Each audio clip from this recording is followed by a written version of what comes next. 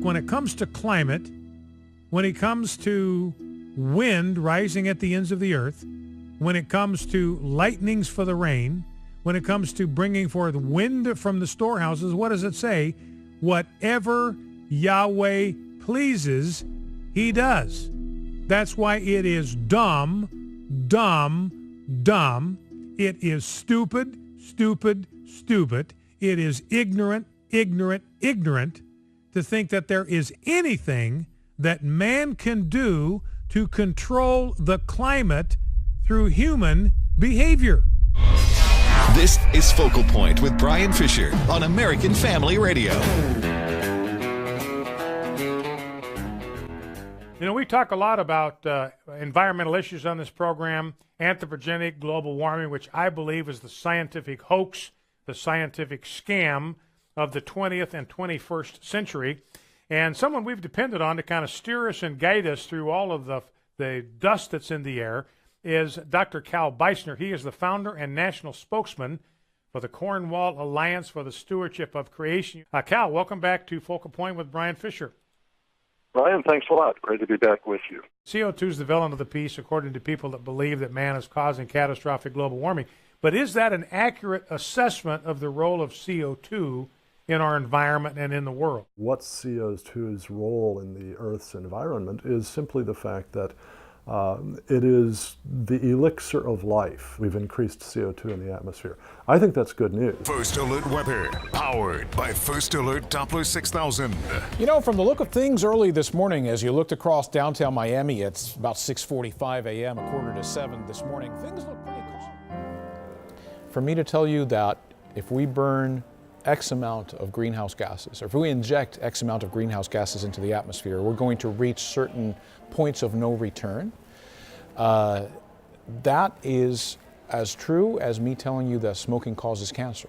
Here in South Florida, we are sitting in the epicenter of vulnerability to sea level rise as it pertains to the built environment.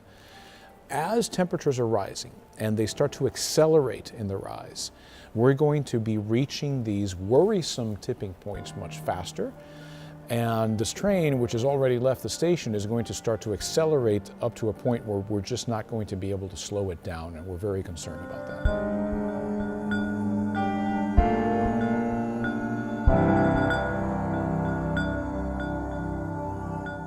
So this is where science is so important, because it relies on fact and data and logic and methods that can be replicated. And religion doesn't do that. Religion is all about faith. And so when people say, gee, I just don't believe in climate change. Well, it's the wrong word. Nobody says, for example, that, gee, I don't believe in the laws of gravity. And if they do, there's a real simple test. Come to the top of the building and let's check it out. You jump first. Science is not controversial. 98, 99% of the publishing working scientists, as opposed to the commentators and so forth and ideologues, know that climate change is real. The science could not be more definitive. I'm not saying that some of the folks that are fellows of Cornwall Alliance or others are not scientists. I'm not saying they don't have degrees. Some of them probably have PhDs. But the problem is that they have PhDs in subject matters that are not related to the science that we are discussing. The Cornwall Alliance is a network of evangelical Christians. Our aim is to integrate the insights of Christian theology and ethics with the insights of empirical science and of economics in order to pursue three things at the same time.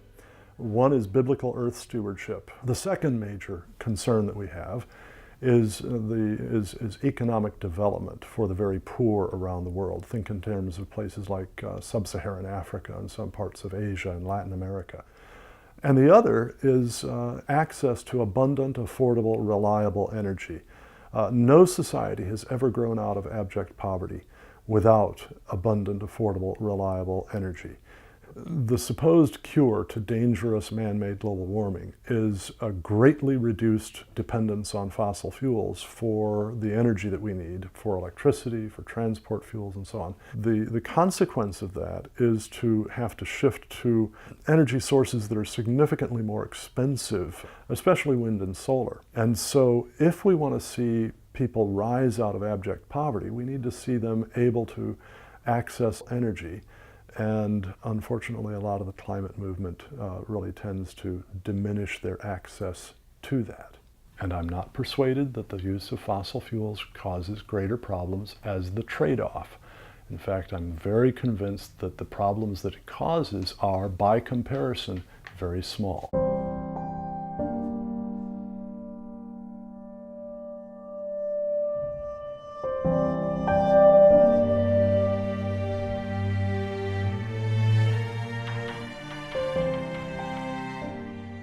Gosh, what do I know about climate change? How do I feel about it? It's real. It's real. It's definitely real. It's good that it's getting acknowledged more. Climate change is okay, I guess. The daylight saving is a little weird. I don't really understand the concept, especially in winter when it gets too dark. Climate change is real, I think, especially with everything that happened in Texas and Florida.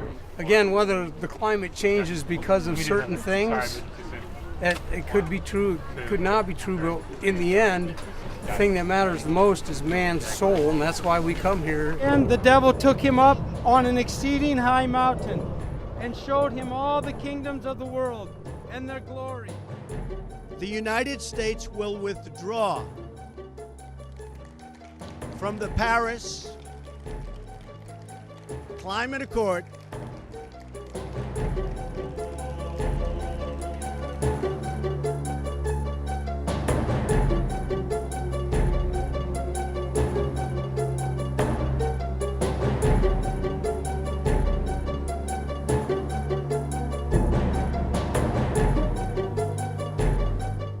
It's a real threat because basically we have a president that doesn't seem to believe in climate change, and I don't think he particularly cares about the issue. Pence is a Koch brothers person, so it's through Pence that all these Koch brother people have basically funneled into the Trump administration, and now that the election's over, they couldn't be happier because they have this pipeline, no pun intended, to the White House via Pence, because Pence has always been one of their biggest champions. They have big business in oil pipelines. They own one of the biggest refineries in the upper Midwest in Minnesota that refines almost exclusively tar sands oil from Canada, which is some of the dirtiest oil on the planet. They also have money in various industries like cattle and timber. They have money in chemicals. They own a lot of big businesses around the world that they don't want regulated, is the bottom line.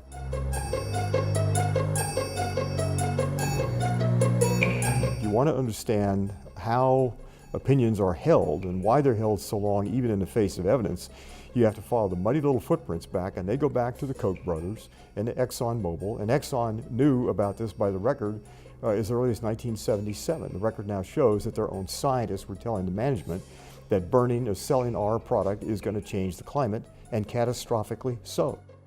Exxon had internal scientists briefing the board about climate change. But they didn't tell the rest of us how urgent it was. Internally, they knew it was urgent.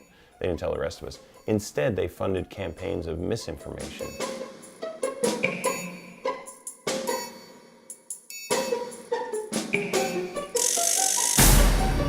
It's a multi-million-dollar, multi-year plan to funnel money to give scientists who oppose the prevailing wisdom on climate change voice, give them a podium, give them a megaphone.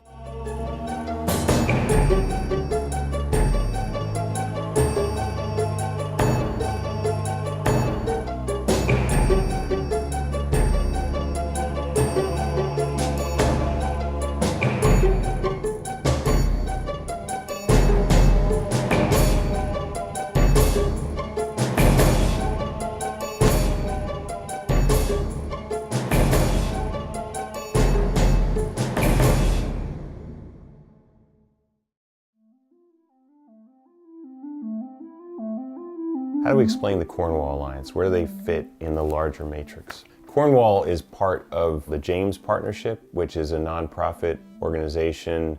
They are funded in part through Donors Trust and Donors Capital Fund, which is another nonprofit. They are basically a donor-advised fund, which is a totally legal thing to do, where money comes in and is bundled together, so multiple donors give money to one thing, and then they now give out tens of millions of dollars to organizations that are fighting against climate change policy.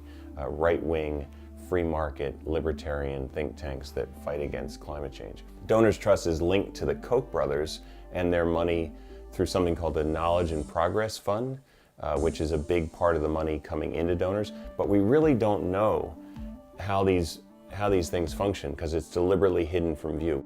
So the bigger picture is the Koch brothers funding evangelicals who attack climate science. We do not get funding from, big oil or big coal or big gas or anything of that sort. So if you're asking, am I defending fossil fuels? Yes. I hope that we're helping the natural gas industry. I hope that we're helping the coal industry, because I think that the benefits of using those three resources far outweigh the risks of using those resources.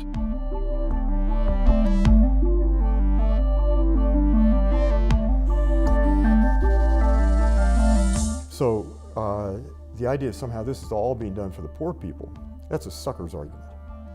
And the people that develop that argument, I want them to kick the Coke habit.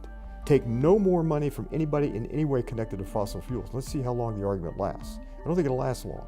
So why do we just jump to the conclusion that any industry that is defending its product is somehow dishonest, is somehow pulling the wool over people's eyes? What if the people who are attacking the product are the ones who are pulling the wool over other people's eyes? In this country, there has been a deliberate disinformation campaign that has lasted for decades, where organizations that have ties to the fossil fuel industry have found ways to keep some of these individuals who I'm saying who are not climate scientists, who are not meteorologists, who have nothing to do with climate and weather, in the news as the alternate skeptical viewpoint to something that in reality is supported by a mountain of evidence and is scientific fact. Far, far, far, far more important to my thinking than anything that we've discussed in this interview is your relationship with God. Right? Nothing else matters to me in the end. Eternity is a whole lot longer than the maybe 50 or 60 or 80 or 100 years that we can think that we might be able to figure out what our descendants are going to be doing. Anybody who thinks he can tell us what the total energy mix is going to be in the world 100 years from now is insane. We think on very, very short time frames, but your soul will be around forever.